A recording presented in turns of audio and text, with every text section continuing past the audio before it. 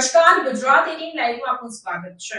ઉપલેટા તાલુકાના ચકચારી દુષ્કર્મ કેસ મામલે આરોપી નારાયણ સ્વરૂપદાસજી સ્વામીના આગોતરા જામીન મંજૂર કરાયા।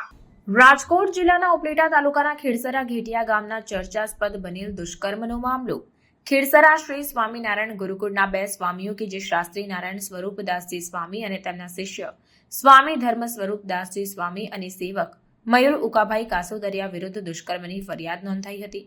રાજકોટની યુવતીએ ખેડસરા સ્વામિનારાયણ સંપ્રદાયના બે સ્વામી અને જામટીમડી કન્યા ગુરુકુળમાં મેનેજર તરીકે ફરજ બજાવતા મયુર કાસોદરિયા પર યુવતીએ ભાયાવદર પોલીસ સ્ટેશનમાં ફરિયાદ નોંધાવી હતી। આરોપી સેવક મયુર કાસોદરિયાને મહારાષ્ટ્રથી પોલીસે પકડી પાડ્યો હતો અને અન્ય સ્વામી આરોપી નારાયણ સ્વરૂપદાસજી સ્વામીએ સેશન્સ કોર્ટમાં આગોતરા જામીન અરજી મૂકી હતી। સેવક મયુરે પણ રેગ્યુલર જામીન અરજી મૂકી હતી। જેતપુરના ઇન્ચાર્જ સેશન જજ દ્વારા નારાયણ સ્વરૂપ સ્વામીની આગોતરા જામીન અરજીની પણ નોંધ લેવામાં આવી કે સ્વામીનો ક્યાંય મહત્વનો રોલ હતો નહીં અને ફરિયાદીએ પણ સ્વામી વિરુદ્ધ કંઈ વધુ આરોપ લગાવેલ ન હોય તેમની જામીન અરજી મંજૂર કરાઈ છે। સેવક મયુર કાસોદરિયાના મહિલાને લઈ આવી પરત મૂકવા જવા તેમજ ગર્ભપાતની દવા આપવા જવી સહિત ગુના આચર્યા હોય ત્યારે તેમની રેગ્યુલર જામીન અરજી રદ કરતી જેતપુર સેશન્સ કોર્ટ।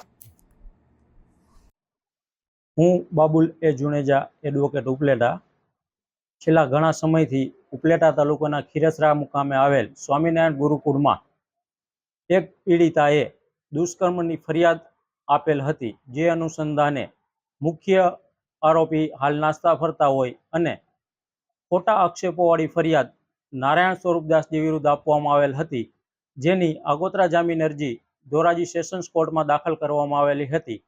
જેમાં ધોરાજીના જજ શ્રી શેખ સાહેબ રજા ઉપર હોય અને તેઓનો ચાર્જ શ્રી જેતપુર મુકામે શ્રી જજ શ્રી ચુડાસમા સાહેબ પાસે આવેલા હોય તેઓની સમક્ષ સુરેન્દ્રનગરના એડવોકેટ LM ઝાલા સાહેબ તથા સાથે મેં રહી અને વિસ્તૃત અને છણાવટવાળી દલીલો રજૂ કરેલ હતી અને જેમાં હાલના જે આગોતરા જામીન મંજૂર થયેલ છે તે આરોપી નારાયણ સ્વરૂપદાસજી વિરુદ્ધ કોઈ પ્રાઇમા ફેસી કેસ ન હોય તે અંગે વિગતવાર દલીલો રજૂ કરેલ હતી। જે નામદાર સેશન્સ કોર્ટે ધ્યાન લઈ અને હાલ સ્વામી શ્રી નારાયણ સ્વરૂપદાસજીને આગોતરા જામીન મંજૂર કરતો હુકમ નામદાર સેશન્સ કોર્ટે ફરમાવેલ છે। આ કેસમાં બચાવ પક્ષે હું તથા સુરેન્દ્રનગરના એડવોકેટ LM ઝાલા સાહેબ રોકાયેલા હતા।